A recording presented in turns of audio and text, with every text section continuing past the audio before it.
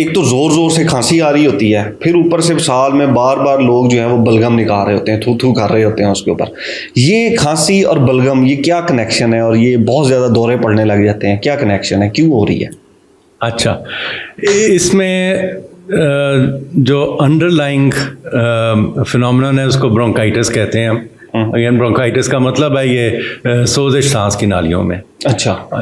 और वही मिसाल जिस तरह मैंने दी थी आपको आँख की, कि उसमें अगर कोई ज़रा चला जाए तो आँख जो है बंद भी हो जाती है, सुर्ख भी होती है, पानी भी बहने लग जाता है। तो इस तरह रेशा जो है वो भी इस सांस की नालियों में पैदा होता है उस तरह। और अगेन इट्स एक दिफाई मैकेनिज़्म है ये, उसको जो कोई इंट्रूडर अपना समझे, अपना हमारी बॉडी जो उसको इंट्रूडर समझे, उसको बाहर निकालने के लिए, खारिज करने के लिए। तो बलगम वगैरह और खांसी के साथ बलगम आना, क्लियर आउट करना, खांसी बेसिकली बलगम को क्लियर आउट करने के लिए हो रही है।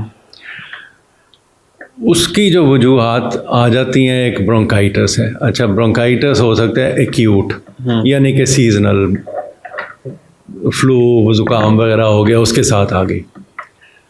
फिर ब्रोंकाइटिस कोई ये चेस्ट इन्फेक्शंस में भी आ गया। जो फ्लू ब्रोंकाइटिस और या ज़ुकाम वगैरह, खैर वो भी वायरस इन्फेक्शन है, लेकिन साथ हम बैक्टीरियल इन्फेक्शंस की बात कर लेते हैं, वो भी कर सकते हैं। उसमें जो आती है बलगम, वो ज़रा पस की तरह होती है। जो एलर्जी वाली पीला होता है बलगम, पीला हरा, इस तरह के रंग होते हैं उसके। और जो एलर्जी वाली होती है बलगम, वो यूजुअली क्लियर होती है, साफ सफ़ेद होती है। ठीक है। अच्छा, फिर कोई लॉन्ग टर्म इन्फेक्शंस होती हैं, मसलन टीबी, उसमें भी ये बलगम आती है। और टीबी के अलावा एक क्रोनिक ब्रोंकाइटिस कंडीशन होती है, जो कि अक्सर स्मोकर्स में पाई जाती है और COPD के ज़िम्मे में आती है। क्रोनिक ब्रोंकाइटिस में वैसे ही ये म्यूकस पैदा करने वाले सेल्स ज़्यादा हो जाते हैं, तो मतलब बलगम ज़्यादा पैदा होती है उनकी। और वो भी सेल्स ज़्यादा इसलिए पैदा हुए थे कि एक तकरीबन उम्र गुजर गई वो सिगरेट नोशी कर के, और उसमें सिगरेट के धुएं को, चूँकि मुज़र चीज़ होती है, हमारी बॉडी ने अपने सेल्स बढ़ा दिए कि ज़्यादा रेशा पैदा और ज़्यादा ये निकले। ठीक है, इसको खारिज करें। तो ये बहुत सारी वजूहात। सबसे ज़्यादा जो ख़तरनाक है वो किस कलर का बलगम होता है कि ये ख़तरनाक है? Yellow, green, white? ऐसा तो नहीं है, तो अंडरलाइंग ओवरऑल कंडीशन देख के कहते हैं। अच्छा, इसमें बलगम में एक और कंडीशन होती है जिसको ब्रोंकिएक्टिसिस कहते हैं। उसमें भी कुछ ये सांस की नालियाँ वगैरह डैमेज हो जाती हैं, खुली रह जाती हैं इन्फेक्शन पर।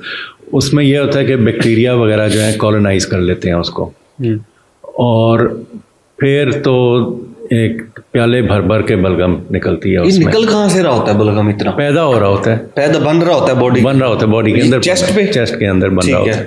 तो वो कंडीशन यूजुअली फॉलो करती है मसलन टीबी को, या कोई और मल्टी सिस्टम डिजीज़ हैं उनकी कंडीशन कर जाती है। सिस्टिक फाइब्रोसिस एक और पैदाइशी जेनेटिक डिफेक्ट है, उसमें पैदा हो जाता है। एक और कार्डिगेनस सिंड्रोम है, अगेन वो भी बच्चों में पाया जाता है उसमें। ठीक है, वो भी एक केस होती है। तो उसमें भी बलगम और खांसी बड़ी नुमायाँ होती हैं। अब ये इसका फिर क्या है, ट्रीटमेंट क्या है इसका? कोई है इसका कोई रेमेडी भी है इसकी कोई? जो सीजनल इन्फेक्शंस वगैरह की वजह से ब्रोंकाइटिस है, बलगम है, वो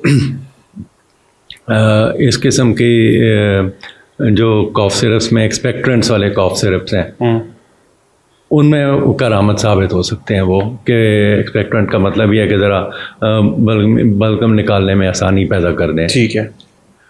और स्टीम भी उसमें हेल्प कर सकती है। ठीक है, भाप उसका। और उसके अलावा अगर कोई इन्फेक्शन हो गई है, बैक्टीरियल इन्फेक्शन है, उसमें फिर एंटीबायोटिक्स वो डॉक्टर ऑब्वियसली देगा। उसमें भाप लेनी होती है ये, मतलब इसकी में कुछ डालनी होती है, ये नॉर्मल नमक वगैरह डाल के, या सादा पानी से भाप? सादे पानी वाली भाप ले लें, सादा पानी से भाप ले लें इसको। ठीक है। अच्छा, इसमें अब कुछ, मैं उसको क्या टर्म्स दूं, मैं नाम भी नहीं लेना चाहता, कुछ मेडिकल टॉफीज, कैंडीज, उसके बारे में भी कहा जाता है कि जी ये खा लें, गले की खराश ख़त्म हो जाएगी आपकी और खांसी आपकी ख़त्म हो जाएगी। वो गले की इरिटेशन वगैरह कम करने में करामत साबित हो सकती हैं। अगेन इंडिविजुअल रिस्पॉन्स होता है, किसी में काम कर गई तो कर गई, नहीं की तो नहीं की। तो उसका काम यही होता है कि एक किस्म की जो गले के अंदर एक खराश सी, एक ज़रा सा महसूस हो रहा है, इरिटेशन रह रही है, उस पर एक कोटिंग बना दे ताकि वो इरिटेट ना, लेयर बना देता है, तय बना देता है। ठीक है, और वो इरिटेट नहीं करती तो हमें खांसी नहीं होती, बस ये हो जाती है। वो क्योर तो ना हुआ हो? नहीं जी, क्योर ना हुआ हो। वो तो यही है ना कि वो ज़ख्म हुआ तो उसके ऊपर हमने थोड़ी सी पट्टी लगा दी। अच्छा, और वो ज़ख्म नहीं ठीक किया हमने, अब वो जब पट्टी ख़त्म होगी फिर दोबारा शुरू हो जाएगी हमारी खांसी उसके ऊपर। जी। अच्छा, ये आपने हमें खुश्क खांसी में बताया था कि शहद जो है वो खुश्क खांसी के लिए बेहतर होता है, बच्चों में भी और बड़ों में भी उनको थोड़ा सा अगर शहद खिला दें तो। ये जो खांसी बलगम के साथ होती है, इसमें भी शहद को बेनिफिट इसमें भी दे सकता है, इससे बेहतरी आ सकती है उसके अंदर, आ सकती है। लेकिन बच्चों में ये देखा गया कि शहद देने से पेट खराब हो सकता है, हो जाता है। लेकिन देते रहें वही उसका फिर बाद में इलाज भी बन जाता है, ठीक भी हो जाता है वगैरह। ठीक है, लेकिन इस पॉइंट के ऊपर जो पीडियाट्रिक्स वाले ज़्यादा बेहतर तरीके से बता सकते हैं। ठीक, thank you so much doctor साहब, थैंक यू।